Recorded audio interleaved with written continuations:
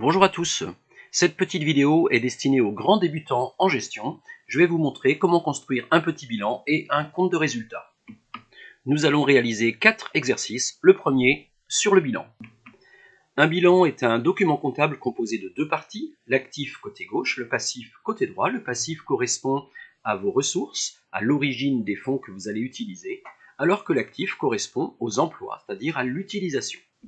L'actif est lui-même scindé en 2 parties, l'actif immobilisé, des postes qui vont servir durablement l'activité de l'entreprise, et l'actif circulant.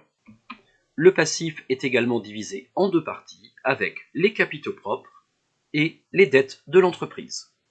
Dans cet exemple, les besoins de l'entreprise sont l'agencement du local pour 80 000 euros, l'achat de mobilier et de matériel informatique pour 30 000 euros, l'achat d'un stock pour 15 000 euros et une partie est laissée dans la banque pour 20 000 euros. On a donc un total de l'actif de 145 000 euros. D'où proviennent les ressources pour financer ces besoins? D'une part, par l'apport personnel, le capital, 80 000 euros, par un emprunt bancaire à hauteur de 55 000 euros et une dette auprès des fournisseurs pour 10 000 euros. On retrouve bien actif égale passif à hauteur de 145 000 euros. Dans ce deuxième sujet, un entrepreneur crée un fonds de commerce en commençant par acquérir un local pour 120 000 euros. L'aménagement du local est de 40 000 euros. L'équipement informatique pour 2 000 euros. Le matériel de bureau pour 800. Il acquiert un stock de marchandises pour 10 000 euros. On nous précise que 400 euros sont laissés dans la caisse. Côté passif, pour les ressources, toutes ces opérations sont financées par un apport personnel de 100 000 euros, c'est donc le capital, par un emprunt bancaire de 80 000 euros. Revenons sur le stock de marchandises, 10 000 euros, 60% sont payables dans un mois, ce qui veut dire que nous avons une dette vis-à-vis des fournisseurs, équivalent à 10 000 fois 0,60. On a donc un total du passif de 186 000 euros. Notre bilan n'est pas équilibré à ce stade, mais il reste la dernière phrase. Le solde est laissé sur le compte bancaire. La différence étant pour nous ici de 12 800 euros. On retrouve bien actif égale passif à hauteur de 186 000 euros.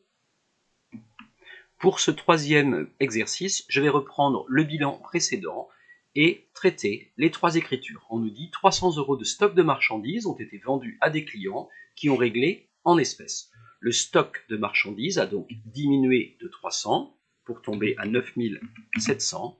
Réglé en espèces, donc la caisse a augmenté de 300 et devient 700. Mon bilan est toujours équilibré. Deuxième opération, l'entreprise a réalisé un virement bancaire de 4 000 euros pour payer les fournisseurs. La dette vis-à-vis des fournisseurs a donc diminué de 4 000 euros et devient 2 000.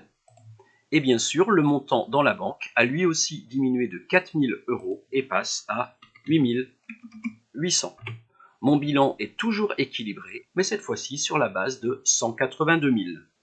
Dernière opération, un second ordinateur d'une valeur de 800 a été acheté et payé par chèque.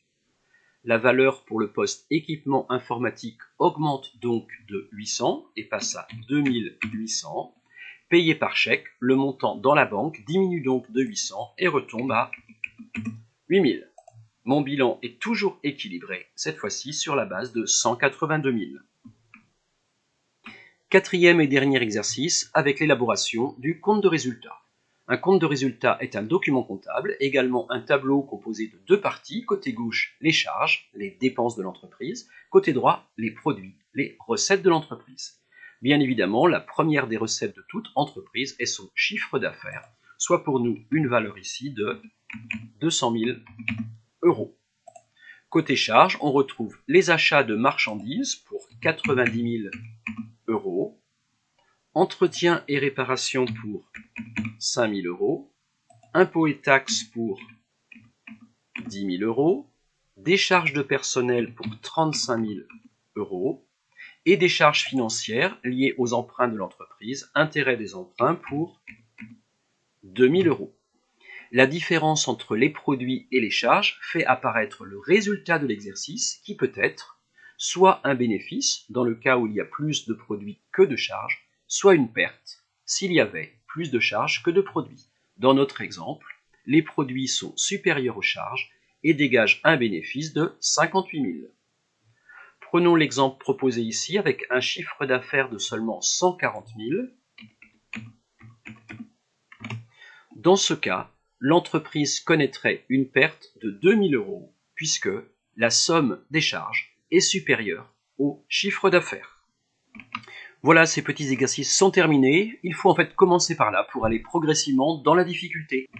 Comme à l'accoutumée, vous retrouvez ici l'adresse mail sur l'Académie de Nantes, les chaînes YouTube à votre disposition, ainsi que les ouvrages ici pour l'option entrepreneuriat ou pour ceux qui souhaitent des exercices de gestion corrigés. Bon courage!